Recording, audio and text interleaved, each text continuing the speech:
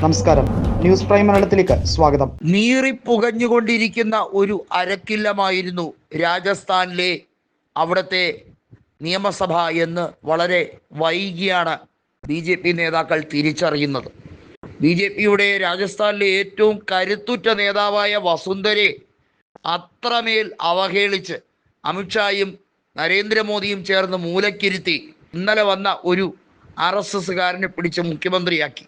അതാണ് ഭജൻലാൽ ശർമ്മയെ കൃത്യമായി അടിച്ചൊതുക്കാൻ കയ്യിൽ വടിയുണ്ടായിട്ടും ഇത്രയും നാളും ക്ഷമിച്ചിരുന്നു. എന്നാൽ വസുന്ധരയ്ക്ക് കാര്യങ്ങൾ മനസ്സിലായിരിക്കുന്നു.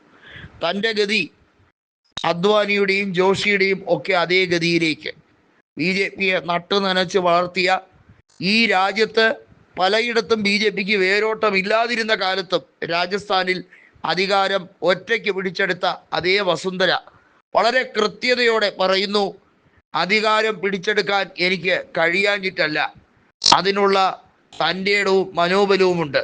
ഇപ്പോഴും 40 MLA താൻ പറഞ്ഞാൽ കൂടെ നിൽക്കും. ഏത് അർദ്ധരാത്രി വേണമെങ്കിലും അവർ മന്ത്രിസഭയെ തള്ളിയിടും. അതിന് ഞാനൊന്ന് വിരൽ ഞൊടിച്ചാൽ മതി. വളരെ വ്യക്തമായി തന്നെ പറയുകയാണ്. തൻ്റെ മകന് തുല്യമാണ് ഇപ്പോഴത്തെ ക്യാബിനറ്റ് മന്ത്രി കൂടിയായിട്ടുള്ള ജ്യോതിരാദിത്യ സിന്ധ്യ പല കാര്യങ്ങളിലും സന്ധി സംഭാഷണം നടത്താറുണ്ട്. സിന്ധ്യ BJPയിലേക്ക് വന്നതിനെ ഞാൻ എതിർക്കുന്നില്ല. എന്നാൽ ജ്യോതിരാദിത്യ സിന്ധ്യ ഒരു കാര്യം മനസ്സിലാക്കേണ്ടത്, ഇവർ ഉപയോഗം കഴിഞ്ഞാൽ നമ്മളെ കറിവേപ്പില പോലെ കളയും. ഗ്വാളിയർ രാജകുടുംബാംഗങ്ങളാണ് മാധവറാവു സിന്ധ്യയുടെ സഹോദരിയായ വസുന്ധരയും മകനായ ജ്യോതിരാദിത്യ സിന്ധ്യയും എല്ലാം. വലിയ തോതിലുള്ള പ്രശ്നങ്ങൾ സങ്കീർണമായി കൊണ്ടിരിക്കുകയാണ് രാജസ്ഥാനിൽ. അതിൻ്റെ അനുരണങ്ങൾ കൃത്യമായി പല പ്രദേശത്തേക്കും അഫക്റ്റ് ചെയ്യുന്നുണ്ട്. വസുന്ധര കൃത്യമായി പറയുന്നു, രാജസ്ഥാനിൽ കോൺഗ്രസിന് തന്നെയാണ് ഭാവി. ഇനി മാറിയുള്ള ഭരണമായിരിക്കില്ല. BJPയെ കെട്ടുകെട്ടിക്കുന്ന രീതിയിലുള്ള വലിയ നീക്കങ്ങൾ കോൺഗ്രസിൻ്റെ ഭാഗത്തു നിന്നും ഉണ്ടാകും. ലോക്സഭയിൽ ഏറ്റ തിരിച്ചടി അതിൻ്റെ സാമ്പിൾ മാത്രമാണ്. വസുന്ധരയെ ഒതുക്കിയതിലുള്ള പ്രതിഷേധം അവിടെ കൃത്യമായി കണ്ടു.